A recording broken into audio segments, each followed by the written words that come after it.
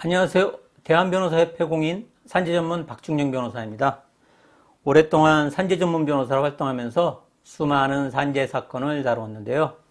그 중에서 재해근로자분들이나 사업주분들에게 도움이 될 만한 사례들을 선별해서 박변의 산재 이야기라는 제목으로 동영상을 제작하고 있습니다. 오늘은 그 79번째 시간으로 외국인 근로자의 사망사고와 손해배상이라는 주제로 이야기를 해볼까 합니다.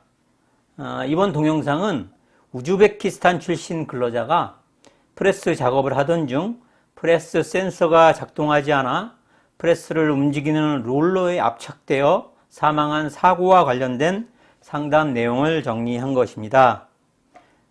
재해근로자는 우즈베키스탄 출신으로 국내의 한 업체에 고용되어 프레스 작업을 수행하던 중 프레스의 센서가 작동하지 않아 움직이는 롤러에 압착되어 사망하는 사고를 당하였습니다. 재해근로자를 고용한 업체는 개인 사업자로서 A 주식회사의 부품 생산 라인에서 소사장 형식으로 운영하고 있었습니다.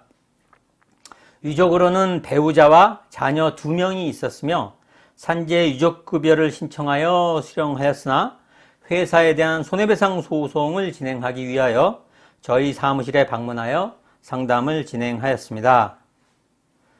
그렇다면 산재 손해배상을 진행할 때 원고와 피고는 누가 될까요? 우선 사망한 재해근로자의 상속인들이 원고가 됩니다. 이 사건의 경우에는 재해근로자의 배우자와 자녀 2명이 원고가 될 수 있습니다.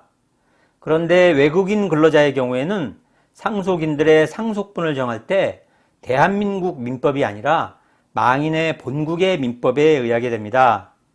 이 사건에 있어서도 우리나라 민법의 경우에는 배우자에게 0.5를 추가하여 상속분을 산정하지만 우즈베키스탄 민법의 경우에는 동등하게 상속분을 산정하게 되어 있습니다.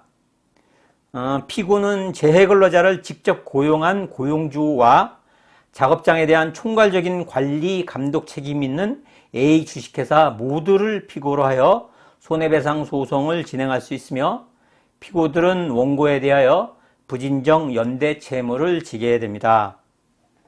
그러면 손해배상을 청구하면 얼마나 받을 수 있을까요? 산재로 사망한 경우 정확한 손해배상액을 산정하기 위해서는 재해자의 생년월일과 사고 발생일 그리고 사고 당시 수입액 등을 알아야 합니다. 그런데 외국인 근로자의 경우에는 월 수입을 산정하는 경우 비자 만료일까지는 사고 당시 우리나라에서 받던 월 수입이 기준이 될 수 있지만 그 이후의 예상 월 수입에 대해서는 본국의 임금이 기준이 될 수 있습니다. 또한 월 수입에 따른 일실 손해액이 산정된 후에도 그 금액에서 재해자의 과실 비율만큼 공제를 하고 근로복지공단으로부터 지급받은 유족급여액도 공제되게 됩니다. 그렇다고 하여도 손해배상금을 전혀 못 받게 되는 경우는 없으며 사망사고의 경우 위자료를 포함하여 최소 6천만 원 이상은 받을 수 있을 것으로 보입니다. 그러면 손해배상 소송을 진행하게 되면 비용은 얼마나 들까요? 소송 비용은 사무실마다 다르지만 저희 법률사무소에서는 사망사건의 경우 1심 손해배상 소송의 착수금은 440만 원으로 정하고 있으며 승소하는 경우 성공보수금은 피고들로부터 받게 되는 손해배상금의 10%로 약정하고 있습니다. 그 외에 법원에 내는 인지대와 송달료 등이 추가로 들게 됩니다. 지금까지 외국인 근로자의 사망사고와 손해배상이라는 주제로 이야기를 해보았습니다. 도움이 되셨다면 구독과 좋아요 버튼 누르는 것 잊지 마시고요. 산재 손해배상 소송 등과 관련해서 추가적으로 궁금하신 점 있으시면 상담 전화로 전화 주시기 바랍니다. 더 자세하게 상담해 드리도록 하겠습니다. 오늘은 여기까지입니다. 감사합니다.